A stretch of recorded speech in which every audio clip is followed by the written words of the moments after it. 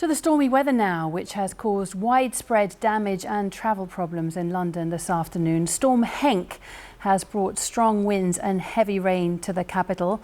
Well, Sarah Thornton will be able to tell us what's caused the high winds. But first, Harry Lowe has more details on what the emergency services have been dealing with, Harry. Yeah, it's been wet, wild and windy out there, Alice, and London Fire Brigade says it's received at least 30 calls since 3 o'clock this afternoon. And that's things in precarious positions, it says, so things like fallen trees, scaffolding, roof tiles and even solar panels. And if you look at these images from Greenwich in southeast London, they show scaffolding collapsing just before 4 o'clock this afternoon. Moments later, another segment came down. And we've also seen trees being toppled by Henk. So here we have Oxley's Woods in Eltham in southeast London, with emergency workers trying to cut away fallen trees.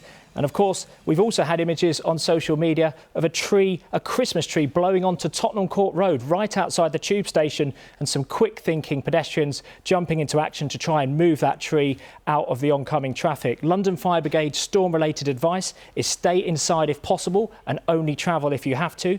Beware of areas where you'll be exposed to side winds and falling debris, and don't shelter under trees under any circumstances. They say only call 999 in an emergency or if there is a risk to life. And if you see a fallen tree, report that to your local council. Some good advice there. Now, of course, for people trying to get out and about today, this has been very problematic, hasn't it? Yeah, widespread disruption, as you might expect as a result of this. The Dartford crossing, for example, is completely closed. So traffic is now going through the tunnel, and there's likely to be large delays on the M25 as a result of that. A lot of debris on the tracks in various parts of London and Greater London. So you're looking at delays on at least half a dozen of the tube lines because of trees and other items like that. There's a power supply issue between Watford Junction and Euston, which is affecting overground trains. There's no overground trains at all between Barking and Gospel Oak, so that's a no-go for lots of people, and severe delays on the Elizabeth line as well, which obviously is a key link to lots of people in southeast London. And west of Paddington, there's nothing at all